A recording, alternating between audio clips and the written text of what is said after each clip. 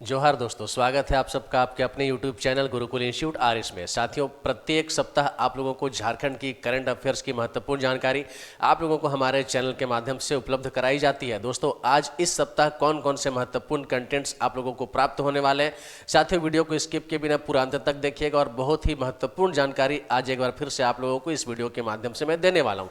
तो दोस्तों, जो भी जानकारी आपको दी जा रही है, ऐसी तमाम जानकारी चूँकि बहुत ही महत्वपूर्ण होती है, परीक्षा उपयोगी होती है, जेपीएससी जेएसएससी जैसी प्रतियोगिता परीक्षाओं के लिए बेहद उपयोगी होती है।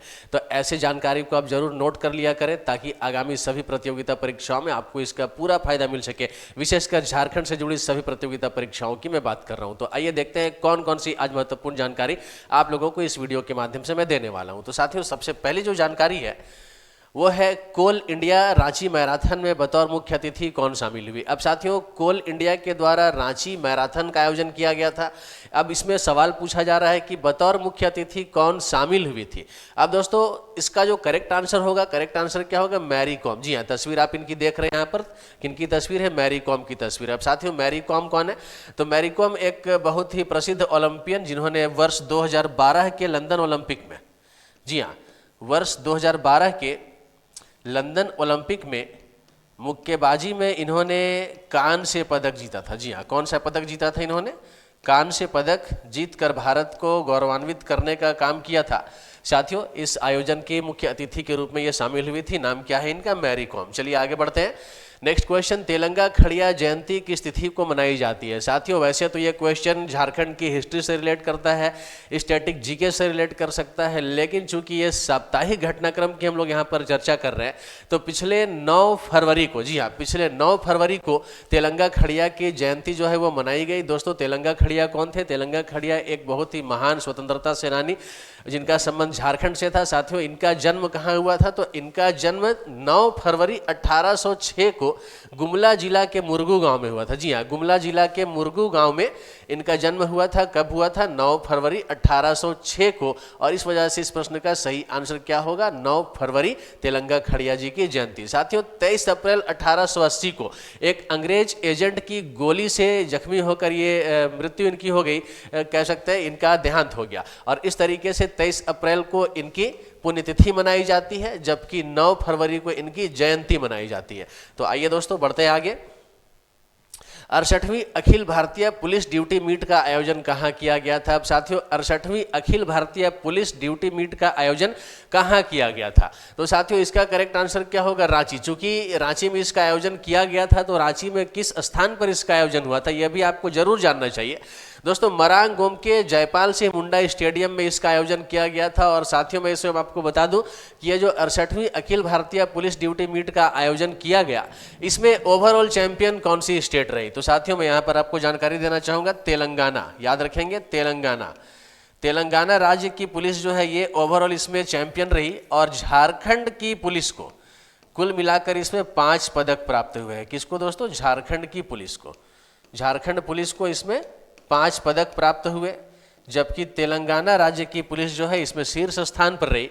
अब साथियों, ये जो 68वीं Akhil Bharatiya police duty meet का आयोजन किया गया, तो इसका उद्घाटन किसके द्वारा किया गया था? तो इसका उद्घाटन साथियों झारखंड राज्य के राज्यपाल श्री संतोष गंगवार जी के द्वारा किया गया था।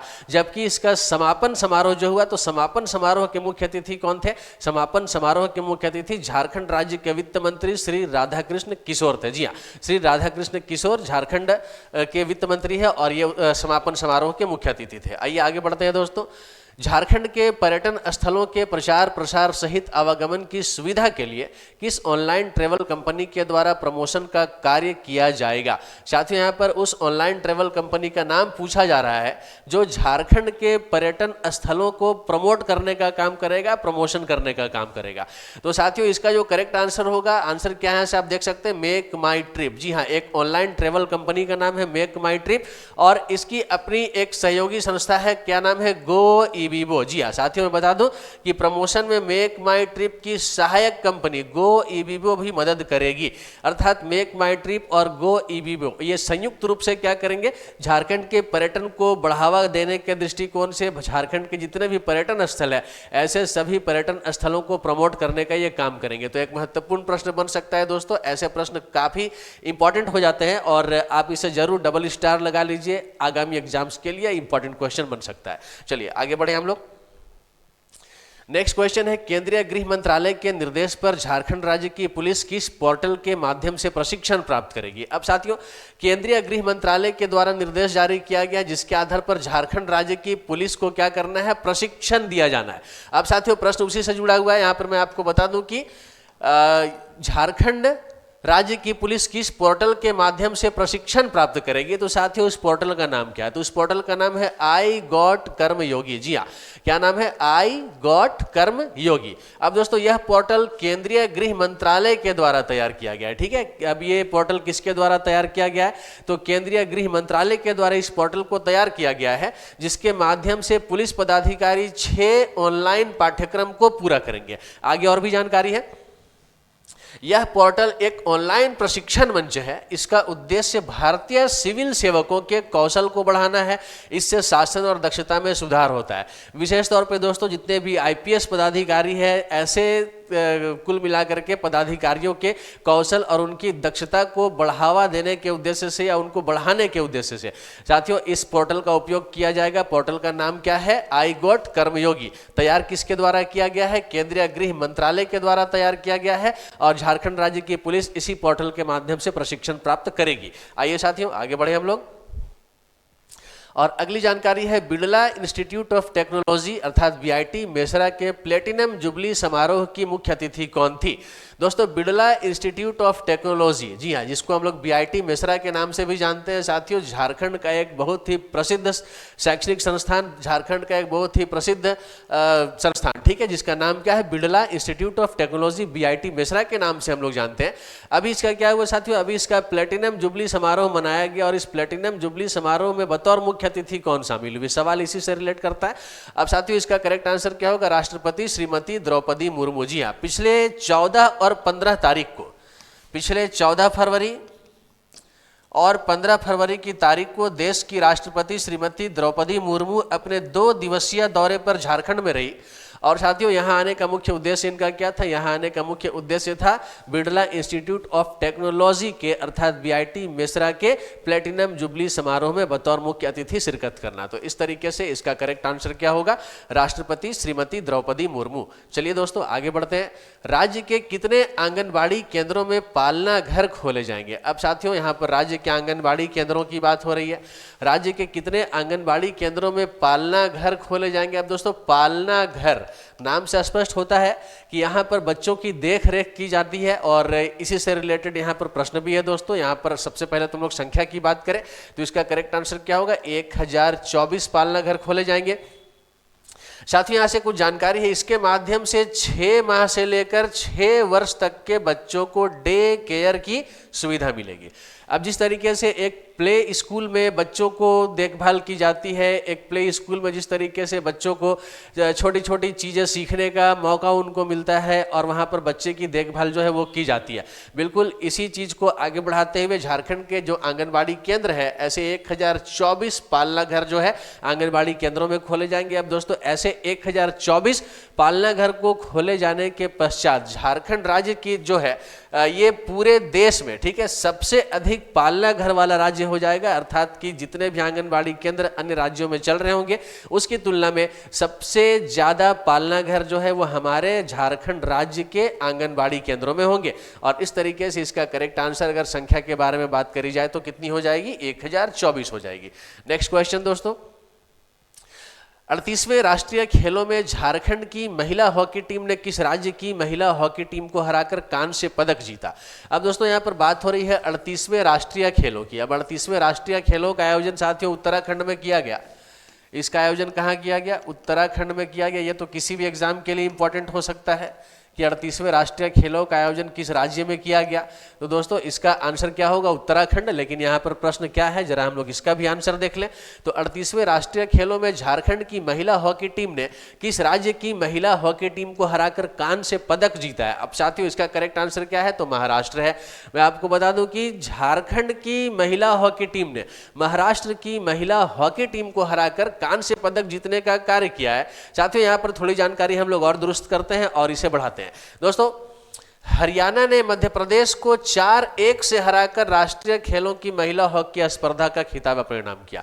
अब अगर इस पूरे टूर्नामेंट में हम बात करें कि महिला हॉकी स्पर्धा का खिताब कौन से राज्य की महिला टीम ने जीता, तो साथियों इसका करेक्ट आंसर क्या होगा? हरियाणा। तो हरियाणा इस प्रकार दोस्तों इस प्रतियोगिता में स्वर्ण पदक अपने नाम किया,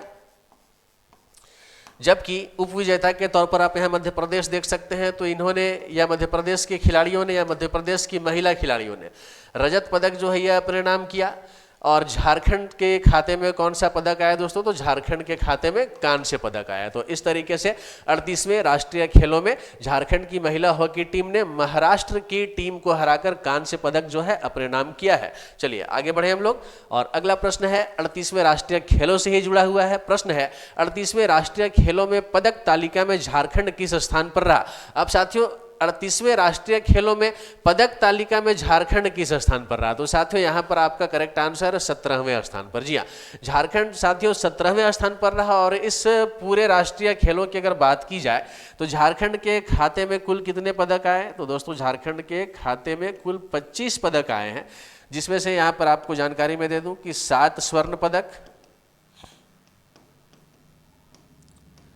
7 स्वर्ण पदक, 6 रजत पदक, जबकि 12 कांस्य पदक झारखंड ने अपनी झोली में डालने का काम किया। और इस तरीके से टोटल कितने पदक हो गए? तो इस तरीके से टोटल पदकों की संख्या कितनी हो गई? 25 हो गई। और 25 पदकों के साथ झारखंड का जो रैंक है वो कितना रहा? 17वां रैंक रहा। चलिए आगे बढ़ते हैं दोस्तों। अगला प्रश्न है इंपॉर्टेंट प्रश्न है, देखते हैं झारखंड सरकार के सहयोग से राज्य के किस जिले में स्काई डाइविंग का आयोजन किया जा रहा है? दोस्तों अब एडवेंचर के दृष्टिकोण से लोगों के लिए महत्वपूर्ण है ये। अब यहाँ पर देखिए जो लोग भी एडवेंचर का शौक रखते हैं उसके लिए एक जानकारी भी है कि झारखंड सरकार के सहयोग से झारखंड में पहली बार इस तरह का कोई आयोजन किया जा रहा है। और कौन सा आयोजन हो रहा है? यहाँ पे स्काई डाइविंग का आयोजन किया जा रहा है। तो कौन से जिले में किया जा रहा है दोस्तों? तो इसका करेक्ट आंसर है जमशेदपुर। जी हाँ, याद रखेंगे जमशेदपुर। साथियों जमशेदपुर के सोनारी एयरपोर्ट में, जमशेदपुर के सोनारी एयरपोर्ट में इसका आयोजन होना है। याद रखेंगे दोस्तों, इसका करेक्ट आंसर क्या है? जमशेदपुर। यदि आपको स्काई डाइविंग का शौक है, आप इंटरेस्ट रखते हैं, आप एडवेंचरस काम करना चाहते हैं, जमशेदपुर जाइए, यहाँ पे आयोजन हो रहा है, आप इसका लाभ उठा सकते हैं। चलिए साथियों आगे बढ़ते हैं। और अगला प्रश्न है 53वीं सीनियर नेशनल हैंडबॉल चैंपियनशिप का आयोजन कहाँ किया जाएगा? महत्वपूर्ण क्वेश्चन हो सकता है। 53वीं सीनियर नेशनल हैंडबॉल चैंपियनशिप दोस्तों राष्ट्रीय अंतर्राष्ट्रीय स्तर का कोई भी प्रतियोगिता जो आयोजित किया जाता है ना, ये परीक्षाओं के दृष्टिकोण से थोड़ा महत्वपूर्ण हो ही जाता है। तो ऐसे प्रश्नों को इग्नोर करना कहीं ना कहीं एक घातक परिणाम दे सकता है। तो हम लोगों को ऐसे प्रश्नों को इग्नोर करने से बचना चाहिए। ऐसे प्रश्नों को हम महत्वहीन ना समझें, जरूर महत्वपूर्ण समझें, और एग्जाम में जब प्रश्न पूछे जाए तो हम उसका उत्तर दे सके। तो बहरहाल प्रश्न कौन सा है आप देख सकते हैं। 53वीं सीनियर नेशनल हैंडबॉल चैंपियनशिप का आयोजन कहाँ किया जाएगा? तो साथियों इसका करेक्ट आंसर है रांची। अब रांची में कहाँ किया जाएगा? तो रांची में दोस्तों इसका आयोजन टाना भगत इंडोर स्टेडियम में किया जाएगा। याद रखेंगे टाना भगत इंडोर स्टेडियम में किया जाएगा। और दोस्तों इस प्रतियोगिता में कुल मिलाकर 30 अलग अलग टीमों के 600 प्रतिभागी शामिल होंगे। जी हाँ, 30 अलग अलग टीमों के 600 प्रतिभागी शामिल होंगे। चूंकि नेशनल चैंपियनशिप है तो पूरे देश भर के खिलाड़ियों का इसमें आगमन होगा। जो हैंडबॉल का खेल खेलते हैं ऐसे खिलाड़ियों का आगमन इसमें होना है। आयोजन कहाँ होना है इसका? रांची में होना है, रांची के टाना भगत इंडोर स्टेडियम में होना है। चलिए आगे बढ़े। झारखंड के किस बैंक को स्कॉच अवार्ड दिया गया? अब साथियों झारखंड के किस बैंक को स्कॉच अवार्ड दिया गया? तो दोस्तों यहां पर मैं आपको बता दूं कि बैंक का नाम होगा झारखंड कोऑपरेटिव बैंक। जी हाँ, बैंक का क्या नाम है? Jharkhand cooperative bank. साथियों यहां पर आपको मैं जानकारी दे दूं कि झारखंड कोऑपरेटिव बैंक की चेयरमैन है, झारखंड कोऑपरेटिव बैंक की चेयरमैन है जिनका नाम है श्रीमती विभा सिंह। विभा सिंह और इन्हें दोस्तों दिल्ली में यह पुरस्कार दिया गया है। पुरस्कार कौन सा है दोस्तों? Scotch award. जी हाँ, तो अब बैंक का नाम पूछा जाएगा तो बैंक का नाम क्या आ जाएगा इसमें? Jharkhand cooperative bank. और चेयरमैन का नाम अगर पूछा जाएगा तो चेयरमैन का नाम आप क्या याद रखेंगे? विभा सिंह। चलिए आगे चले हम लोग। और ये अगला पेज आप लोगों के लिए आज का प्रश्न के रूप में साथियों, आज का प्रश्न जिसका आंसर आप लोगों को कमेंट बॉक्स में आकर देना है। साथियों अब आपको कौन से क्वेश्चन का आंसर कमेंट बॉक्स में देना है, मैं क्वेश्चन पढ़ रहा हूं यहां से, आप ध्यान से इसे सुनेंगे। पहला प्रश्न है, सबसे पहले आप यहां पे देखिए कि हाल ही में यूनेस्को द्वारा झारखंड के किस झील को रामसर सूची में शामिल किया गया? दोस्तों इससे पहले के वीडियो में मैंने इसकी जानकारी दी है, पिछले सप्ताह की वीडियो को आप लोग देखिए, इसमें मैंने आपको जानकारी दे रखी है, आपको वहां से इसका आंसर मिल जाएगा। दोस्तों मैं प्रश्न एक बार फिर से पढ़ रहा हूं, हाल ही में यूनेस्को द्वारा झारखंड के किस झील को रामसर सूची में शामिल किया गया है? दोस्तों ऑप्शन ए है हजारीबाग झील, ऑप्शन बी तोप चांची झील, ऑप्शन सी उधवा झील एंड ऑप्शन डी झीरी झील। दोस्तों आपको क्या लगता है इस प्रश्न का सही उत्तर कौन सा है? कमेंट बॉक्स में आइए और अपना जवाब जरूर दे जाइए, मुझे आपके जवाब की प्रतीक्षा रहेगी। साथियों आप सभी अपने प्रतियोगिता परीक्षाओं की तैयारी यूं ही शानदार तरीके से आगे बढ़ाते रहिए, निस्संदेह आने वाले दिनों में आप लोगों की सफलता निश्चित आपको मिलने वाली है। दोस्तों हमारे चैनल के माध्यम से अभी लगातार आप लोगों को करंट अफेयर से रिलेटेड चीजें दी जा रही है। साप्ताहिक करंट अफेयर झारखंड का आप लोगों को प्राप्त हो रहा है। साइंस से रिलेटेड जो आपके महत्वपूर्ण टॉपिक हो सकते हैं उसकी लाइव क्लासेस आप लोगों को दी जानी शुरू की जा चुकी है। तो ऐसे अनेक प्रकार के इंफॉर्मेटिव वीडियोज आप लोगों को मिलती आ रही है और ऐसे चैनल का लाभ आपको जरूर उठाना चाहिए। दोस्तों यदि आपने अब तक हमारे चैनल को सब्सक्राइब नहीं किया है, जल्द से जल्द इसे सब्सक्राइब कर लीजिए और अपनी तैयारी को शानदार तरीके से आगे बढ़ाते रहिए। आप सभी को मेरी ओर से, मेरी पूरी टीम की ओर से बहुत सारी शुभकामनाओं के साथ जय हिंद, जय झारखंड साथियों।